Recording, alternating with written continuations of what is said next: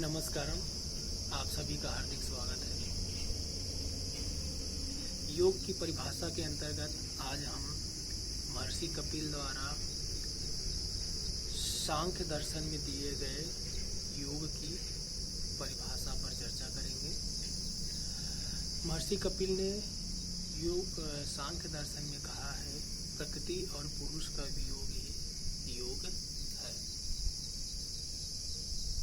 अधिकतर हम यह सुनते आए हैं कि आत्मा और परमात्मा का योग ही, आत्मा और परमात्मा का मिलन ही योग है, या एक से दूसरी वस्तु का मिलन ही योग है।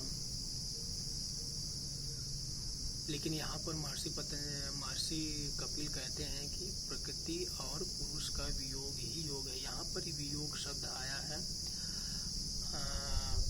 जो इस परिभाषा को दूसरे परिभाषाओं से थोड़ा अलग करता है। अब हम इसको उदाहरण से समझते हैं। हमारा शरीर 24 तत्वों से मिलकर बना हुआ है, जिसको हम प्रकृति के अंतर्गत मानते हैं, या महर्षि कपिल ने इनको प्रकृति के अंतर्गत माना है और पुरुष को अलग सत्ता मानी है। इन 24 तत्वों में पंच महाभूत, उनकी पंच तन्मात्राएं 10 हो गया। पंच महाभूत, पंच तन्मात्राएं, 5 कर्मेंद्रियां, 5 ज्ञानेंद्रियां, उसके बाद अंतःकरण, मन, बुद्धि, चित्त, अहंकार।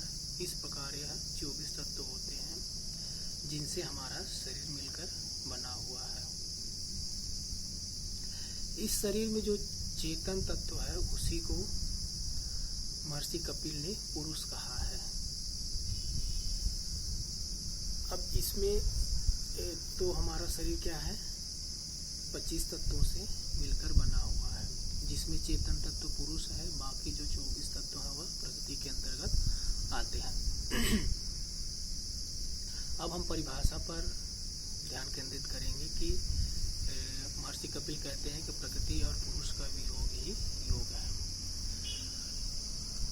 अब इसको हम थोड़ा सा समझने का प्रयास करते हैं। 24 तत्वों के बारे में हमने जान लिया।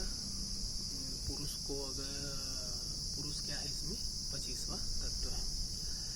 तो हम क्या है, अज्ञानवश अपने इस शरीर को ही मैं मानते हैं कि हम अपनी पहचान जो बताते हैं, इस शरीर को ही अपनी पहचान बताते हैं कि मैं राम हूँ, मैं श्याम हूँ, और इस शरीर से संबंधित जितने भी संबंध है उसमें अपना पन जोड़ते हैं, या अपनापन के भाव से और लोग का भी परिचय देते हैं। अब इसमें वियोग कैसे होगा? पुरुष जो तत्व है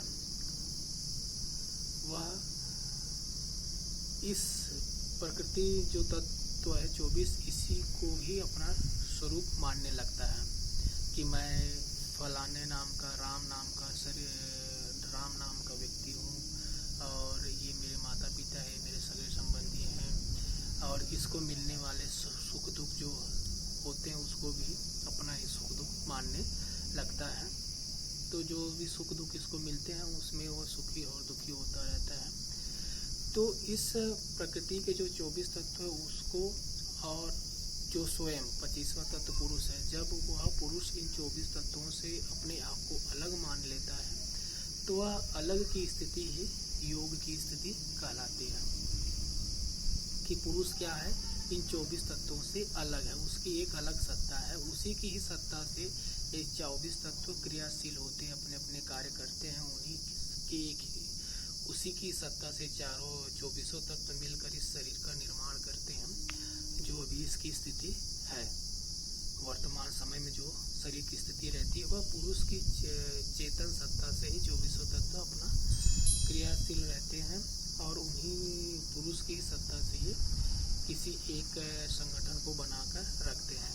लेकिन पुरुष क्या करता है, उसमें मैं पना कर लेता है कि मैं राम नाम का व्यक्ति हूँ, मैं श्याम नाम का व्यक्ति हूँ, और उसके जो भी सगे संबंधी हैं वो उसके हैं, उससे उसका संबंध है, मन उसका है, बुद्धि उसकी है, इंद्रियां उसकी हैं, और अंतःकरण और इसके द्वारा जो भी कार्य किए जाते हैं वो सारे कार्य को मैं करता हूँ, ऐसा उसमें अहम भाव मैं बना आ जाता है, जो उसके दुख का कारण होता है। अगर शरीर के द्वारा या मन के द्वारा जो विचार होते हैं, शरीर के द्वारा जो क्रियाशील होती है, उसके बाद जो उसको कुछ फल की प्राप्ति होती, सुख की, दुख की, तो पुरुष क्या होता है, सुखी और दुखी होता रहता है।